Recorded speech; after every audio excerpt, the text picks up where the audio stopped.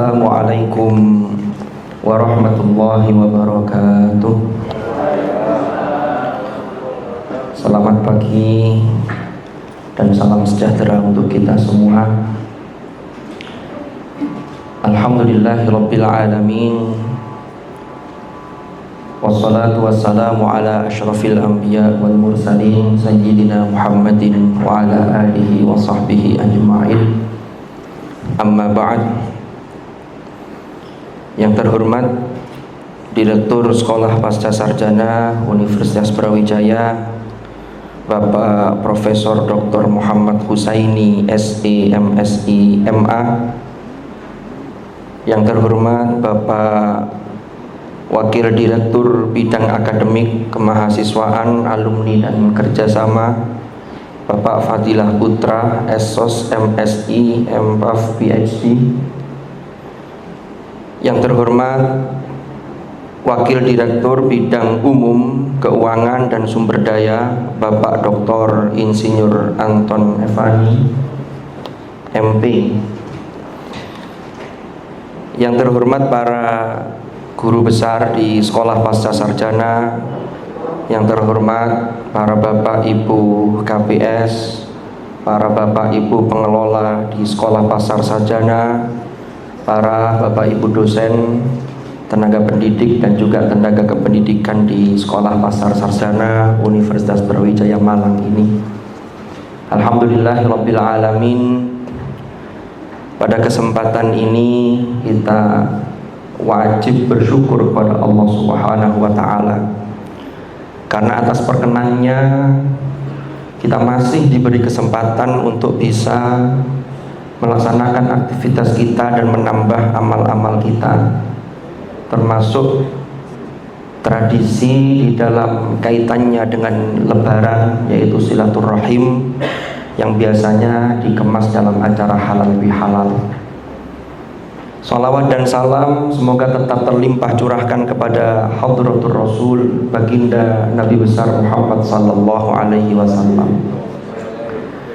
Bapak Direktur Sekolah Pasca Sarjana, Bapak Wakil Direktur dan para hadirin dan hadirat rahimakumullah.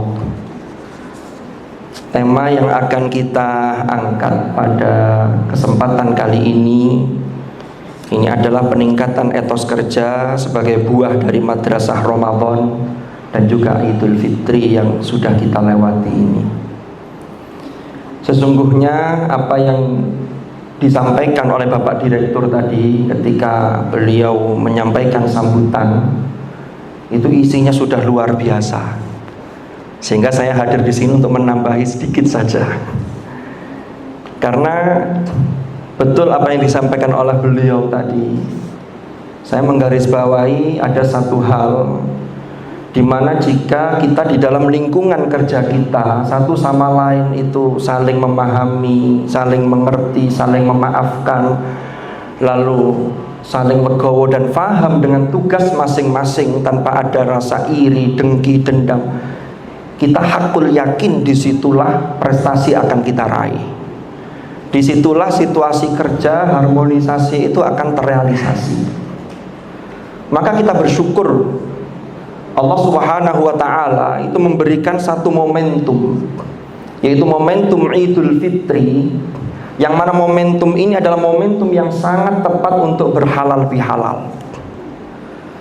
Kalau kita tilik akar sejarah para hadirin dan hadirat, Profesor Dr. Nasaruddin Umar, guru besar tafsir Al-Quran UIN Syarif Hidayatullah Jakarta, yang beliau sekarang imam besar Masjid Istiqlal Jakarta.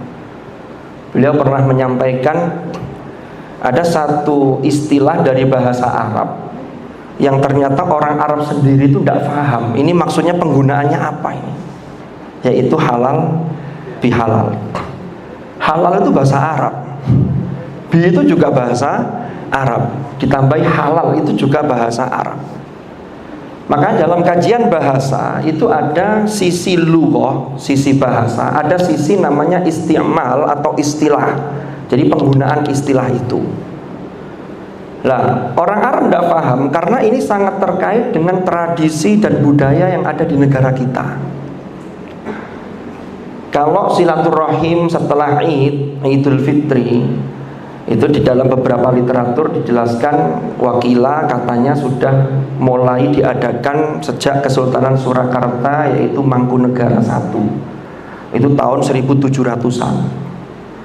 Tapi namanya belum halal bihalal. Tradisi ini cukup lama sampai kemudian pada tahun 1948,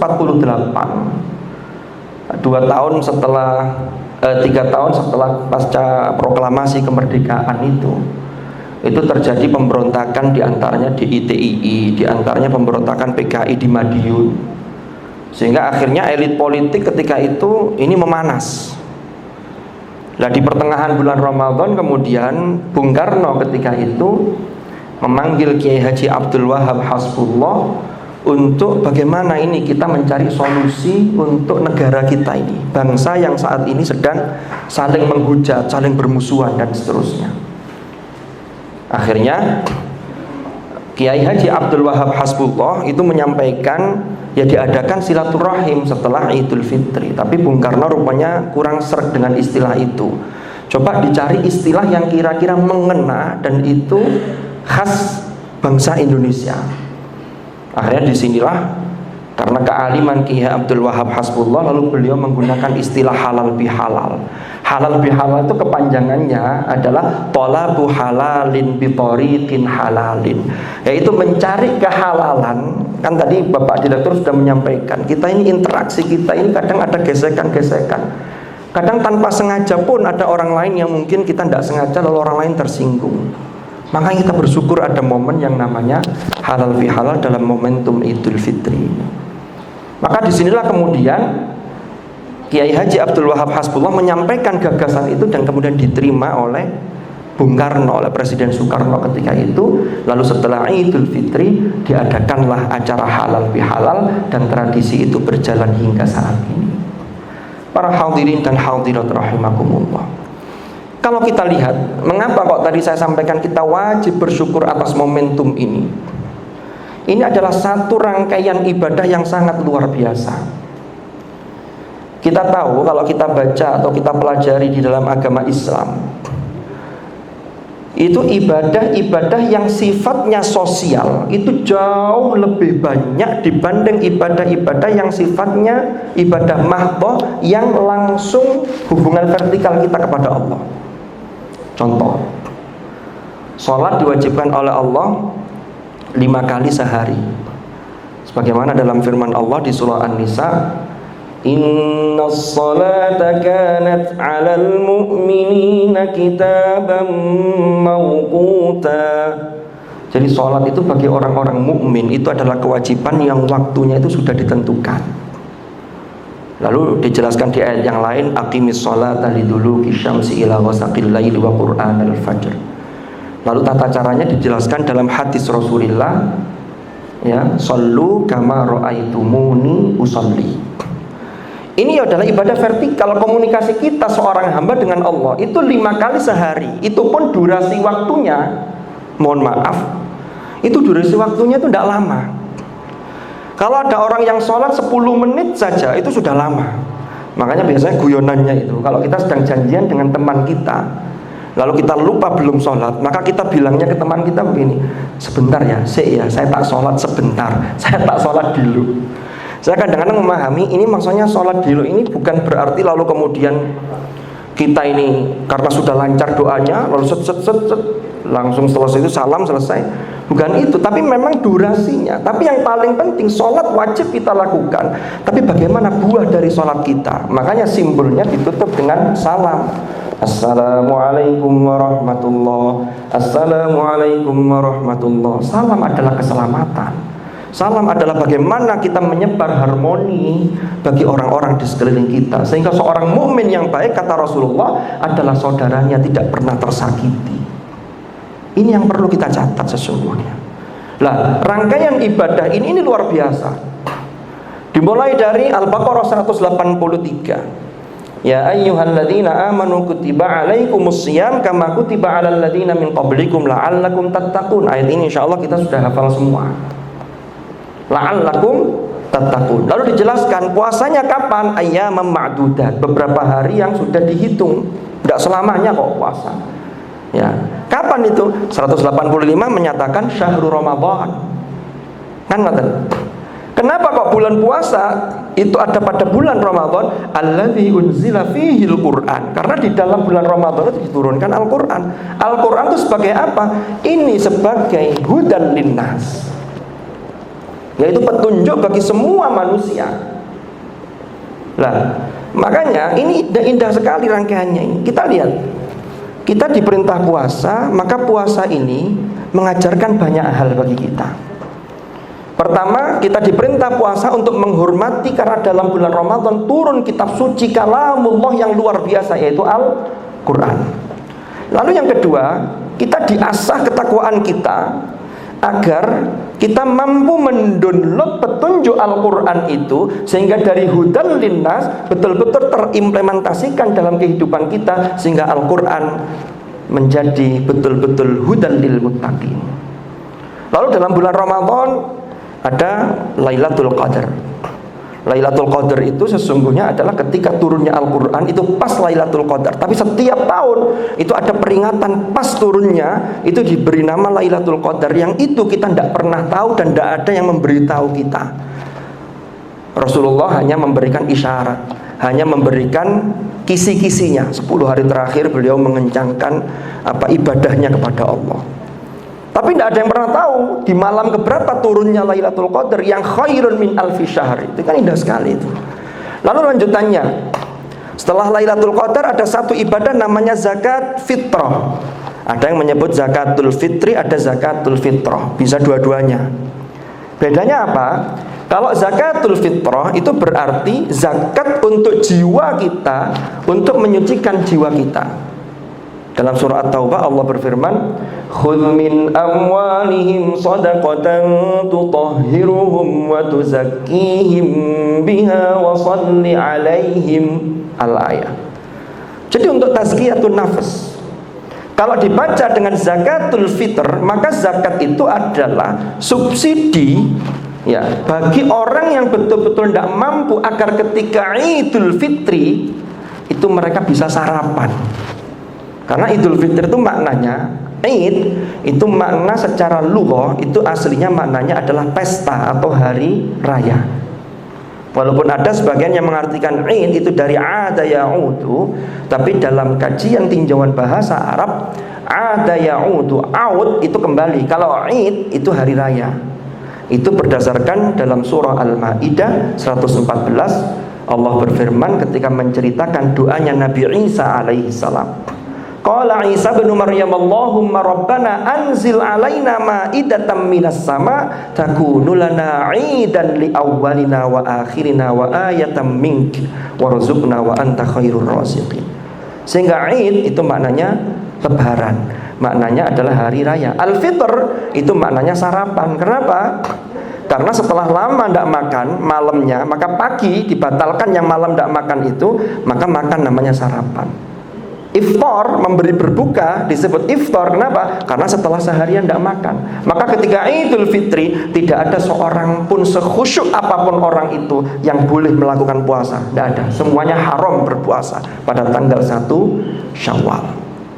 Nah, ini indah sekali. Lalu ketika Idul Fitri, di situ Rasulullah Sallallahu Alaihi Wasallam mengajarkan kepada kita, inilah untuk membuka hubungan baik kita dengan orang lain. Baik yang sudah baik semakin diperbaiki, apalagi yang selama ini memiliki hubungan yang agak keruh. Maka ini momentum. Kadang ada orang itu yang kadang-kadang gengsi, mau mendahului minta maaf. Sehingga ketika momentum Idul Fitri, momentum halal bihalal, ini adalah satu momentum yang harus kita gunakan semaksimal mungkin. Karena kalau tidak, kalau sudah lewat, jangan sampai 1 tahun ke depan kita masih memiliki hal-hal yang tidak enak dalam hati kita, apalagi dendam, iri, dengki dan lain sebagainya. Padahal penduduk surga itu jelas dinyatakan, wa naza'na ma fi sudurihim min ghillin tajri min tahtihimul anhar. Al-ayat. Dan kami cabut dari hati mereka, ini para penduduk surga, itu rasa dengki, rasa iri. Sehingga ketika kita berhalal bihalal, menghilangkan rasa dengki, rasa iri, rasa mangkel pada orang lain, maka sesungguhnya kita sedang berlatih menjadi penduduk surga. Mudah-mudahan, amin ya rabbal alamin. Para hadirin dan hadirat rahimakumullah, sedikit lagi. Maka apa yang bisa kita petik dari rangkaian ibadah yang kita lakukan mulai dari Ramadan? Ya, lalu kemudian di Ramadan itu juga dimotivasi oleh Rasulullah SAW memberikan berbuka kepada orang lain yang berpuasa. Itu pahalanya seperti pahala orang yang puasa itu, tanpa mengurangi pahala orang yang kita kasih buka puasa itu. Ini kan motivasi-motivasi luar biasa. Sehingga di sini ada beberapa poin yang bisa kita angkat dari madrasah Ramadan dan Idul Fitri, dari rangkaian ibadah yang ada di dalamnya itu. Yang pertama adalah ikhlasul amal. Ikhlasul amal itu apa? Ikhlasul amal itu melakukan pekerjaan itu hanya lillah. Allah berfirman dalam surah Al-An'am ayat 162, Qul inna salati wa nusuki wa mahyaya wa mamati lillahi rabbil alamin la syarika lahu wa bidzalika umirtu wa ana awwalul muslimin wa ana minal muslimin. Mohon maaf. Jadi ayat ini mengatakan begini, Qul, katakanlah wahai Muhammad, inna sholati, sesungguhnya salatku, wa nusuki, ibadahku dan pengorbananku, pengabdianku, wa mahyaya wa mamati, hidupku dan matiku adalah lillah. Imamuna Al-Ghazali menyampaikan, menjelaskan bahwa lillah di sini memiliki pemaknaan tiga hal. Lillah itu adalah milik Allah. Lillah itu adalah untuk Allah, dan lillah itu adalah karena Allah. Kalau ini ketika kita bulan Ramadan melatih ini, karena puasa itu kan tidak ada yang tahu orang lain. Kita bisa saja ngomong ke orang lain puasa padahal kita tidak puasa. Makanya Allah dawuh apa? Dalam hadis qudsi Allah melalui Rasulullah SAW menyampaikan, as-shaumu li wa ana ajzibi. Puasa itu untukku dan aku yang akan memberi balasan terhadap puasa yang dia lakukan oleh hamba itu. Kenapa? Karena kualitas puasa masing-masing orang itu berbeda. Tapi disinilah puasa betul-betul mengajarkan ikhlasul amal, sehingga bukan karena orang lain. Kalau kita ikhlas amalnya lillah, karena Allah, ya, milik Allah, ya, dan untuk Allah, maka akan menghasilkan kerja ikhlas di sisi hati, akan memunculkan kerja cerdas, bagaimana kita melakukan perencanaan, evaluasi dan lain sebagainya. Tidak hanya sampai di situ. Kalau kerja ikhlas betul-betul kita lakukan, maka akan memunculkan kerja keras. Kalau kerja keras sudah muncul, maka ada satu lagi yang tidak boleh kita tinggalkan, yaitu kerja tuntas. Maka ini dasarnya adalah ikhlasul amal, yang itu sudah diajarkan melalui rangkaian ibadah ketika bulan Ramadan sampai pada Idul Fitri yang sudah kita lalui. Para hadirin dan hadirat rahimakumullah. Lalu yang kedua, apa yang diajarkan oleh madrasah Ramadan? Tazkiyatun nafs, yaitu mensucikan diri tadi. Tadi sudah kita sampaikan, termasuk ada zakat fitrah. Lalu kemudian sampai pada setelah diri kita ini, hubungan kita dengan Allah itu baik, maka kita memohon maaf kepada sesama manusia. Ini luar biasa. Maka hakikatnya atau secara logika, orang yang sudah bersih, zahir saja, zahir ya, yang tampak luar, pakai baju putih seperti Pak Wakil Direktur, sudah disetrika, pakai sepatu yang disemir, pakai celana yang bagus, mohon maaf, pasti kalau jalan lalu ada becek-becek, pasti akan menghindar. Bukan kemudian diterabas, tidak. Itulah sesungguhnya yang harus kita terapkan dalam kehidupan kita. Ketika batin kita sudah tazkiyatun nafs, maka bagaimana kemaksiatan-kemaksiatan itu atau hal-hal yang memang itu bertolak belakang atau bertentangan dengan ajaran agama kita, maka kita berusaha untuk menghindarinya. Berbeda antara orang yang menghindari becek, niat memang betul-betul menghindari dengan niat terabas. Kalau sudah menghindari, maka kalaupun terpaksa ada cipratan, maka tidak separah yang memang sengaja diterabas tadi itu. Sehingga puasa mengajarkan tazkiyatun nafs. Lalu yang ketiga, puasa atau madrasah Ramadan mengajarkan kepada kita yang namanya itqanul ibadah. Apa itu? Yaitu bersungguh-sungguh dalam melakukan ibadah. Lalu yang keempat, madrasah Ramadan mengajarkan kepada kita yang namanya tahsinul muamalah. Tahsinul muamalah itu adalah apa? Berbuat baik kepada orang-orang, yaitu terkait interaksi kita dengan sesama manusia. Karena kita bekerja, itu sesungguhnya adalah melakukan ibadah. asalkan memenuhi persyaratan yang kata para ulama ada 2 syaratnya, yaitu sahihun fin niyah, sahihun fit tahsil. Niatnya benar lillah, dan yang kedua adalah prosesnya yang dijalani tidak melanggar apa yang sudah digariskan di dalam agama kita. Kalau itu yang dilakukan, maka kembali inna sholati wa nusuki wa mahyaya wa mamati lillahi rabbil alamin. Sehingga dunia kerja kita, dimanapun posisi kita, termasuk di sekolah pasca sarjana ini, kita niatkan lillah, kita niatkan menunaikan kewajiban kita untuk memenuhi kebutuhan orang-orang yang menjadi tanggungan kita, lalu untuk menguatkan jiwa dan raga kita untuk beribadah kepada Allah, maka itu semuanya bernilai ibadah di sisi Allah Subhanahu wa ta'ala. Setelah tahsinul muamalah dengan zakat fitrah, dengan saling memaafkan, yang terakhir Madrasah Ramadan dan Idul Fitri mengajarkan kepada kita al-buduru alal imtinan, yaitu menampakkan kesyukuran kita kepada Allah Subhanahu wa ta'ala. Salah satu bentuk syukur kita adalah betapa banyak sesungguhnya orang-orang di luar sana yang ketika melihat Bapak Ibu yang hadir di ruangan ini luar biasa dan menginginkan di posisi itu, yang mana orang lain tidak berada di posisi itu. Tapi pertanyaan besarnya kadang-kadang adalah, sudah sejauh manakah kesyukuran kita ketika kita ditempatkan oleh Allah di sebuah lembaga, di sebuah institusi untuk melakukan pekerjaan-pekerjaan yang mulia seperti di ruangan ini kita semua. Para hadirin dan hadirat rahimakumullah. Makanya Rasulullah bersabda, hadis riwayat Sayyidah Aisyah radhiyallahu anha, Rasulullah menyatakan begini, innallaha yuhibbu idza amila ahadukum amalan an yutqinahu. Sesungguhnya Allah itu cinta, Allah itu senang apabila salah seorang di antara kalian melakukan pekerjaannya itu secara itqan. Itqan ini yang kemudian maknanya luas sekali, yaitu secara profesional. Profesional tidak lain adalah menggabungkan kerja cerdas, kerja ikhlas, kerja keras, dan kerja tuntas, sehingga menghasilkan produk-produk yang luar biasa yang bisa bermanfaat untuk kesejahteraan manusia secara umum.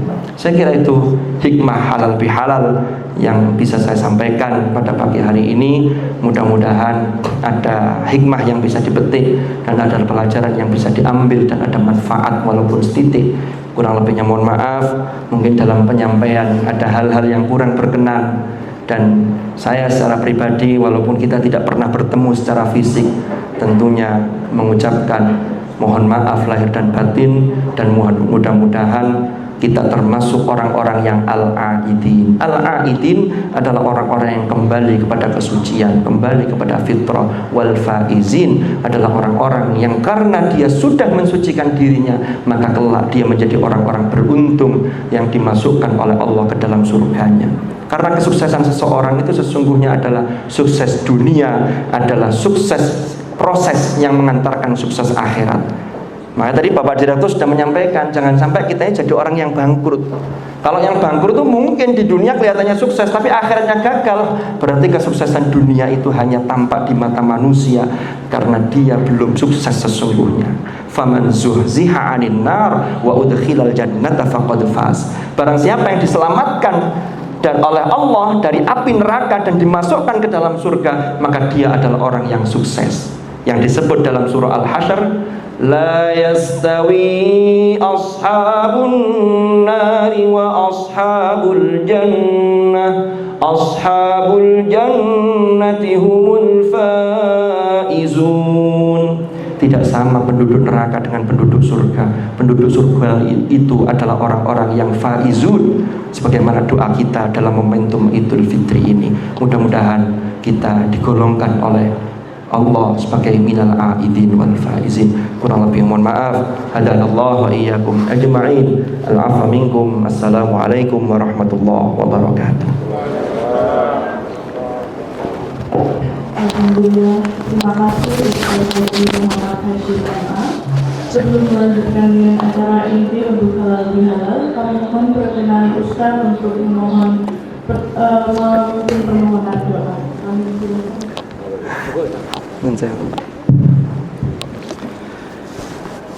Para hadirin dan hadirat Bapak Ibu sekalian, mari kita sejenak menundukkan kepala, merendahkan hati dan diri kita di hadapan Allah Subhanahu wa ta'ala, untuk memohon kepada Allah, mudah-mudahan hajat baik kita diijabah oleh Allah, dan kita betul-betul fit dunya hasanah wa fil akhirati hasanah.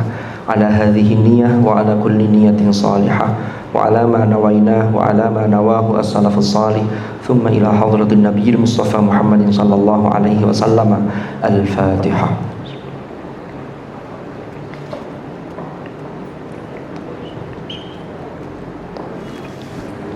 Bismillahirrahmanirrahim. Alhamdulillahi rabbil alamin. Allahumma salli wa sallim ala sayyidina Muhammad. Allahumma ja'alna minal a'idin wal faizin wal maqbulin. Allahumma ya Allah, ij'al ijtima'ana ijtima'an marhuma wa tafarruqana min ba'dihi tafarruqan ma'suma wa la taj'alna wa fina shaqiyyan wa la mahruma bi rahmatika ya arhamar rahimin. Wa sallallahu ala sayyidina Muhammad walhamdulillahi rabbil alamin. Al-Fatihah.